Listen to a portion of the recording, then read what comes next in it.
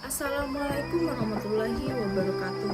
Perkenalkan, nama saya Diswinta Wulandari dengan NIM 24144011028. Di sini saya akan membuat video mengenai sistem pernapasan manusia.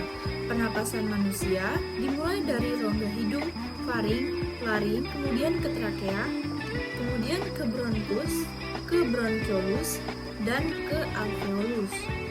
Yuk kita bahas satu persatu mengenai sistem pernapasan manusia. Yang pertama kita akan membahas rongga hidung. Rongga hidung merupakan tempat masuknya udara pertama kali dalam pernapasan.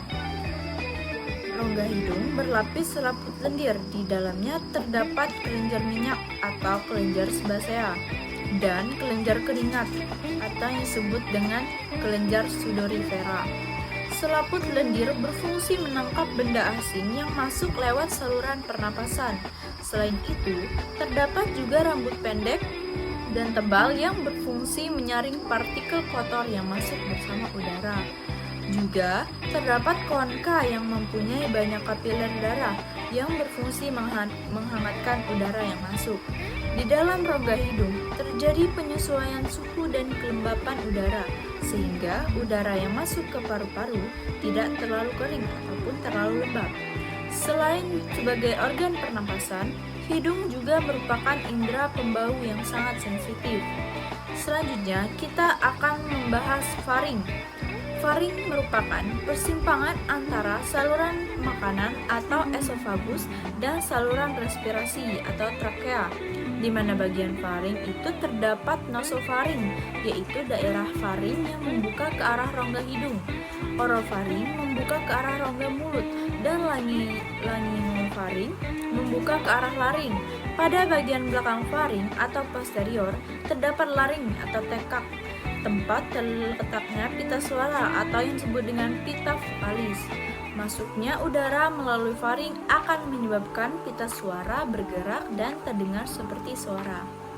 Nah, selanjutnya kita akan membahas laring. Laring terletak di bawah faring dan merupakan pangkal tenggorok, tersusun oleh tulang rawan. Fungsi laring menyalurkan udara dari faring ke trakea. Terdapat glotis atau bagian atas laring. Glotis tersebut akan menutup oleh jaringan penutup bernama epiglotis saat ada makanan yang lewat.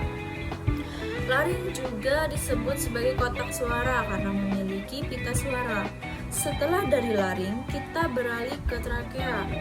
Trakea merupakan tenggorokan berupa pipa yang panjangnya kurang lebih 10 cm. Terletak sebagian di leher dan sebagian di rongga dada atau torak. Dinding tenggorokan tipis dan kaku, dikelilingi oleh cincin tulang rawan dan pada bagian dalam rongga bersilia. Trakea memiliki silia-silia. Silia-silia ini berfungsi untuk menyaring benda-benda asing yang masuk ke saluran pernapasan. Kemudian ke bronkus. Bronkus merupakan cabang batang tenggorok. Jumlahnya sepasang menuju ke paru-paru kanan dan kiri. Dinding bronkus terdiri atas 3 lapis, yaitu jaringan ikat, otot polos, dan jaringan epitel, seperti pada trakea. Perbedaannya adalah bahwa dinding-dinding trakea jauh lebih tebal dan cincin tulang rawan pada bronkus tidak berbentuk lingkar sempurna. Struktur lapisan mukosa bronkus sama dengan trakea, hanya tulang rawan bronkus bentuknya tidak teratur dan pada bagian bronkus yang lebih besar cincin tulang rawannya melingkari lumen dengan sempurna. Bronkus bercabang-cabang lagi menjadi bronkiolus. Nah, selanjutnya bronkiolus. Bronkiolus adalah percabangan kecil-kecil dari bronkus. Sel-sel epitel bersilia pada bronkiolus berubah menjadi sisik epitel. Pada bronkiolus ini sudah tidak terdapat cincin tulang rawan. Bronkiolus akan berakhir pada alveolus. Alveolus, di dalam paru-paru itu terdapat kantong udara sebagai tempat difusi gas, yaitu alveolus. Permukaan alveolus dilengkapi kapiler darah sehingga memungkinkan terjadinya difusi gas. Merupakan saluran akhir dari sistem pernapasan. Alveolus berupa gelembung-gelembung udara. Pada bagian alveolus ini terjadi pertukaran oksigen dari udara bebas ke sel-sel darah dan karbon dioksida dari darah ke udara bebas. Pertukaran ini terjadi secara difusi yang berhubungan dengan kapiler-kapiler darah. Pada paru-paru terdapat kurang lebih 300 juta alveolus.